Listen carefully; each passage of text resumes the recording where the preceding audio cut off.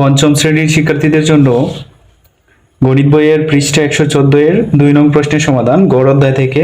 এখানে বলছে 50টি সংখ্যার গড় 38, দুইটি সংখ্যা 45 ও 55 বাদ দেয়া হলে বাকি সংখ্যাগুলোর গড় কত। তো এখানে আমাদের প্রথমেই 50টি সংখ্যার গড় থেকে 50টি সংখ্যার মোট বের করতে হবে। লিখব 50টি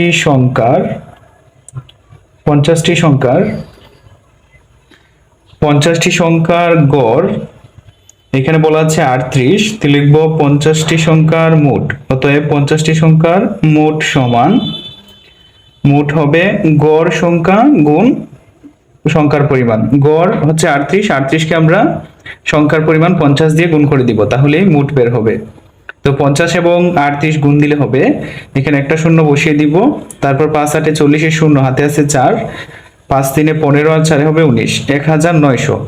50টি সংখ্যার মোট হলো 1900। এইবার এখানে যে 45 ও 55 দুটি সংখ্যা দেওয়া রয়েছে, দুইটি সংখ্যার মোট বের করব। লিখব দুইটি সংখ্যার মোট সমান, দুইটি সংখ্যার মোট সমান 45 যোগ 55। 45 এবং 55 যোগ করলে হবে 100। তো এখন আমাদের যে কাজটি করতে হবে, 50টি সংখ্যার মোট থেকে দুইটি সংখ্যার মোট বিয়োগ করে দিব, তাহলে থাকবে হচ্ছে 48টি সংখ্যার মোট। তো লিখব অতএব 50 বিয়োগ 2 সমান 48টি সংখ্যার মোট। এতটি সংখ্যার 48টি সংখ্যার মোট সমান 1900 বিয়োগ হবে 100। 1900 থেকে, অর্থাৎ 50টি সংখ্যার মোট থেকে দুইটি সংখ্যার মোট বিয়োগ করে দিব, তাহলে থাকবে হচ্ছে 1800। ওই 1800 হচ্ছে এই 48টি সংখ্যার মোট। বলছে যে বাকি সংখ্যাগুলোর গড় কত। বাকি সংখ্যা হচ্ছে 48টি এবং 48টি সংখ্যার মোট আমরা জানি যে 1800। তো এখন বের করব যে অতএব 48টি সংখ্যার গড় সমান 48টি সংখ্যার মোটকে, অর্থাৎ 1800কে ভাগ দিয়ে দিব 48 দিয়ে, তাহলে বের হবে যে গড় কত। 48 দিয়ে 1800কে ভাগ করলে কত হয় আমরা এখানে দেখতে পারি। 48 দিয়ে 1800কে ভাগ করে দিব। তো 48 180-র মধ্যে যাবে হচ্ছে 3 বার। 3 বার দিলে 3 8 24 এর 4 হাতে আছে 2, 3 4 12 আর 2 হবে 14, 144। তো বিয়োগ করে দিই, এখানে 10 থেকে 4 গেলে 6, তারপর এখানে 7 থেকে 4 গেলে হচ্ছে 3, 36। 36 এর মধ্যে যাবে না, তাই আরেকটা শূন্য নামাবো। 360, 360 এর মধ্যে 48 যাবে হচ্ছে, আমরা যদি 5 বার দিই তাহলে কি হয়, তো এখানে 5 বার দিলে কম হয়ে যাবে, আমরা দিব 7 বার বড় সংখ্যা দিয়ে। 7 8 56 6 হাতে আছে 5, 7 4 28 আর 5 হবে 33, 28 আর 5 33। তো আবার বিয়োগ করে দিব, 10 থেকে 6 গেলে হবে 4, 5 থেকে 3 গেলে হবে 2। তো এখন একটি দশমিক দিব আর একটি শূন্য দিব। 240 এর মধ্যে 48 আবার যাবে হচ্ছে 5 বার, 5 আর 40 240 হবে। তো এটার ভাগফল হলো 37.5, 37.5। তো বাকি 48টি সংখ্যার গড় 37.5, এটাই হচ্ছে উত্তর। আমরা উত্তরে লিখে নিব যে উত্তর 37.5। বাকি সংখ্যাগুলোর গড় হলো 37.5। এটি ছিল মূলত 114 পৃষ্ঠার 2 নং প্রশ্নটির সমাধান। 3 নং প্রশ্নের সমাধান। 3 নং প্রশ্নে বলছে একজন ক্রিকেটারের 16টি ইনিংসের গড় রান 31.75। পরবর্তী 3টি ইনিংসে সে যদি 108, 34 এবং 47 রান করে, তবে তার গড় রান কত হবে। তো প্রথমে আমাদের 16টি ইনিংসের গড় রান থেকে মোট রান বের করতে হবে। তো লিখব 16টি ইনিংসের গড় রান, 16টি ইনিংসের গড় রান 31.75। তো এবার লিখবো যে 16টি ইনিংসের মোট রান। অতএব 16টি ইনিংসের মোট রান সমান গড় রানকে, অর্থাৎ 31.75কে আমরা 16 দিয়ে গুণ করে দিব, তাহলেই বের হবে যে মোট রান কত।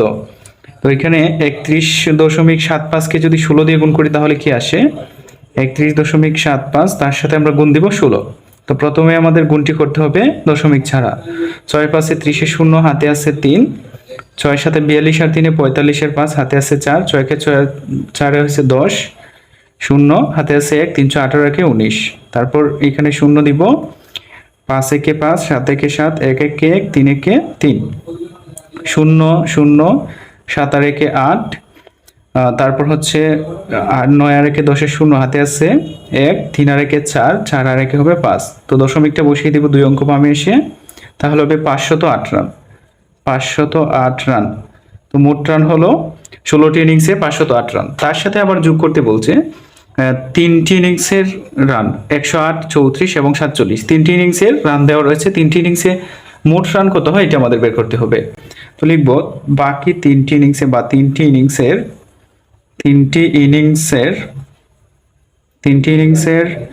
মোট রান সমান 108 যোগ হবে 34 যোগ 47 সমান 3টা যোগ করে দিলে কত হয় 7 4 11, 11 আর 8 হচ্ছে 19, 19 এর হবে 9, হাতে আছে 1, 4 আর হাতে রেখে 5, 5 আর 3 8, 8 আর 0 হবে 8, এখানে হচ্ছে 1, 189 রান।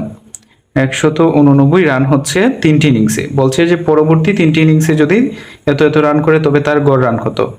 তো এখানে 16টি ইনিংসের মোট রান আর এখানে হচ্ছে 3টি ইনিংসের মোট রান, তো টোটাল হবে 19টি ইনিংস। তো লিখবো আমরা 16 যোগ 3 সমান 19টি ইনিংসের মোট রান। 19টি ইনিংসের মোট রান 19টি ইনিংসের মোট রান সমান 508, তার সাথে যোগ দিব 179, দুইটা যোগ করে দিব সমান মোট এত রান। তো 8 আর 9 যোগ করলে হচ্ছে 17, 17 হবে 7, হাতে আছে 1, 8 আর হাতে রেখে 9, তারপরে এখানে 1 আর 5 হয়েছে 6, 697 রান হলো মোট হচ্ছে 19টি ইনিংসের। তাহলে 19টি ইনিংসের গড় রান বের করতে বলছে যে, তাহলে তার গড় রান কত হবে। লিখবো অতএব ওই 19টি ইনিংসের গড় রান, মোট রানকে 19 দিয়ে ভাগ করলেই গড় রান বের হবে। তো 19টি ইনিংসের গড় রান সমান 697, অর্থাৎ মোট রান ভাগ হচ্ছে 19। এবার 19 দিয়ে 697কে ভাগ করে এখানে দিয়ে দিব। তো আমরা এখানে ভাগটা করতে পারি 19 দিয়ে 697কে ভাগ, 697কে 19 এখানে 69 মধ্যে কতবার যাবে, 19 হচ্ছে 3 বার যাবে। 3 19-এ 3 × 27 7, হাতে আসছে 2, 3 × 3 দিয়ে 5, 57, বিয়োগ করলে আসে 2, এখানে আসে 1, তারপর হচ্ছে নামবে 7। তো 127-এর মধ্যে 19 কতবার যাবে, তো আমরা এখানে 19 আবার 127-এর মধ্যে যাবে হচ্ছে 6 বার। 19 6 114, 127 থেকে 114 বিয়োগ করলে আবার এখানে থাকছে হচ্ছে 13, 13-এর মধ্যে যাবে না, তাই দশমিক দিয়ে একটা শূন্য দিব, 130। তো আবারও যাবে হচ্ছে 6 বার, 6 বার দিলে 6 19 114, আবার বিয়োগ করলে এখানে হচ্ছে 16 থাকবে, তারপর দশমিকের জন্য আরেকটা শূন্য, আরেকবার যাবে 8 বার, 8 বার গেলে এখানে হচ্ছে 152, তারপর থাকবে হচ্ছে 8। তো এইভাবে আমরা দিয়ে দিব 34.68, এর বেশি দিব না। তো গড় হবে 34.68 বা 68 এত রান। গড় রান হচ্ছে 19টি ইনিংসের 36.68। তো উত্তর হবে 36.68 রান, এত রান। তো এটি ছিল মূলত 114 পৃষ্ঠার 3 নং প্রশ্নটি সমাধান। তো 4 নং প্রশ্নের সমাধান এখানে বলছে, শ্রেণীতে 24 জন শিক্ষার্থীর ও তাদের শিক্ষকের গড় বয়স 15 বছর। শিক্ষকের বয়স বাদ দিলে শুধু 24 জন শিক্ষার্থীর গড় বয়স 1 বছর হ্রাস পায়, তাহলে শিক্ষকের বয়স কত। তো এখানে প্রথমে আমাদের 24 জন শিক্ষার্থী ও একজন শিক্ষকের গড় বয়স থেকে মোট বয়স বের করতে হবে। তো লিখব 24 জন শিক্ষার্থী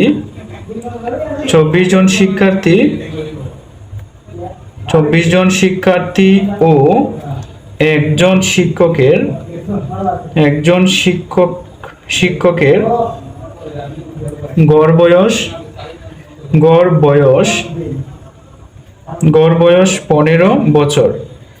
তো একজন শিক্ষক এবং 24 জন শিক্ষার্থী মূলত হচ্ছে 25 জন, তার মানে আমরা লিখবো যে 25 জনের গড় বয়স।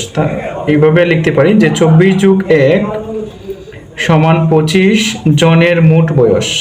25 জনের মোট বয়স, যেহেতু 24 জন শিক্ষার্থী আর একজন শিক্ষক, এখানে লোক সংখ্যা 25 জন হবে, তাহলে 25 জনের গড় বয়স কি হচ্ছে 15 বছর। গড় বয়স 25 জনের গড় বয়স 15 বছর।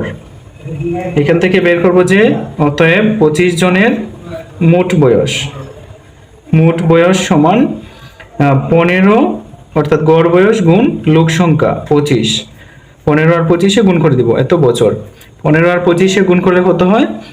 5 5-এ 25-এর 5, হাতে আছে 2, তারপরে 5 2 10, 5 একে 5, 15 আর 2 17, 17 7, হাতে আছে হচ্ছে 1, তারপরে 2 একে 2 আর একে হবে 3, 375 বছর।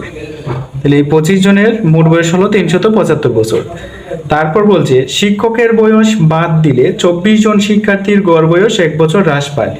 তাহলে আমরা এখানে লিখবো যে শিক্ষক বাদে 24 জন শিক্ষার্থীর গড় বয়স, 24 জন শিক্ষার্থীর গড়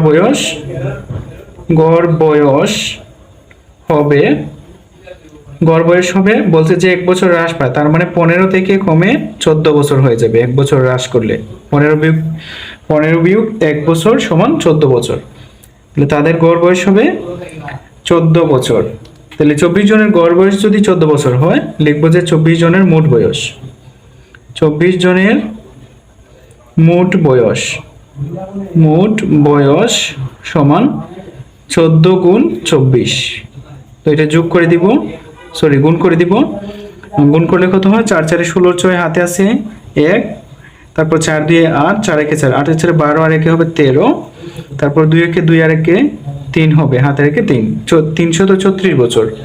তো এটা হচ্ছে মূলত শুধুমাত্র 24 জন শিক্ষার্থীর মোট বয়স 334 বছর। আর শিক্ষক সহ যে এখানে 25 জনের মোট বয়স 375 বছর, এই 375 বছর থেকে 24 জন শিক্ষার্থীর বয়সটা শুধু বাদ দিলে যে বয়সটা থাকবে এটা হচ্ছে শিক্ষকের।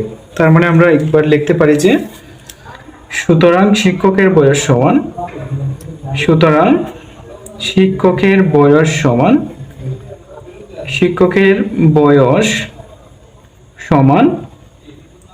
375 বিয়োগ 336, বিয়োগ করে দিব এত বছর সমান 5 থেকে 6 যাবে না, তাহলে 11 থেকে 6 গেলে 15 থেকে 6 গেলে হচ্ছে 9, এখানে হবে 9, তারপর এখানে হচ্ছে 6 থেকে 3 গেলে 3, 39 বছর। শিক্ষকের বয়স হলো 39 বছর। এটাই হচ্ছে উত্তর লিখে নিব, উত্তর 39 বছর। শিক্ষকের বয়স 39 বছর। এটাই হচ্ছে 114 পৃষ্ঠার 4 নং প্রশ্নটির সমাধান। 5 নং প্রশ্নটি সমাধান।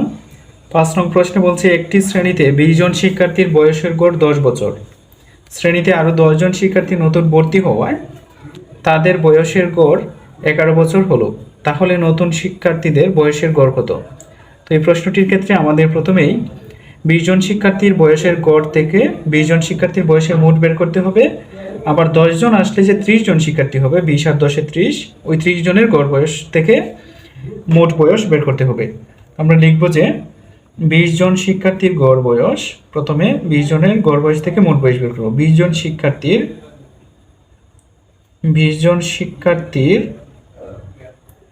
গড় বয়স 11 বছর, 10 বছর। এই যে 20 জনের গড় বয়স 10 বছর। তো লিখব অতএব 20 জন শিক্ষার্থীর মোট বয়স সমান গড় বয়স গুণ শিক্ষার্থীর সংখ্যা। তাহলে বের হবে যে মোট বয়স কত, সমান 10 20 হবে 200 বছর। 200 বছর হলো ওই 20 জন শিক্ষার্থীর মোট বয়স।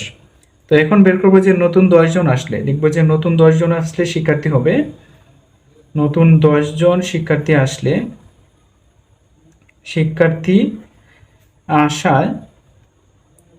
আশায় শিক্ষার্থী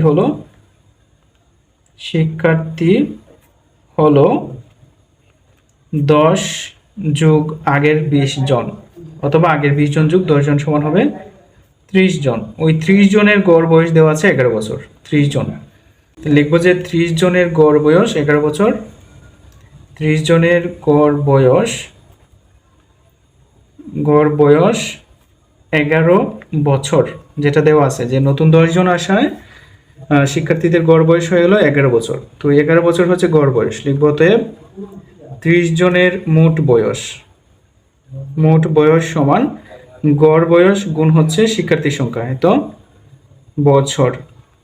তো 30 আর 11 গুণ করলে কত হয়, এখানে হবে একটা শূন্য, 3 11 হবে 33, 330 বছর। আচ্ছা, এখন এই 30 জনের বয়স হচ্ছে 330 বছর, আর 20 জনের গড় মোট বয়স হচ্ছে 200 বছর। তো 30 জনের মোট বয়স থেকে 20 জনের মোট বয়সটা বিয়োগ করে দিব, তাহলে বের হবে যে ওই যে নতুন 10 জন, সেই নতুন 10 জনের মোট বয়স কত। মোট বয়স থেকে আমাদের বলছে যে গড় বয়স বের করতে, তো লিখব অতএব 30 বিয়োগ 20 সমান সমান 10 জনের, ওই যে 10 জন নতুন তাদের 10 জনের মোট বয়স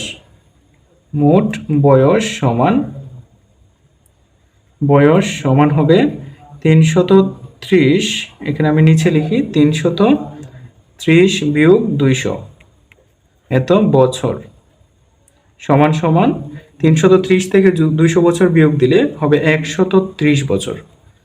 130 বছর হলো 10 জনের মোট বয়স, লিখব অতএব 10 জন শিক্ষার্থী জন বা নতুন শিক্ষার্থীদের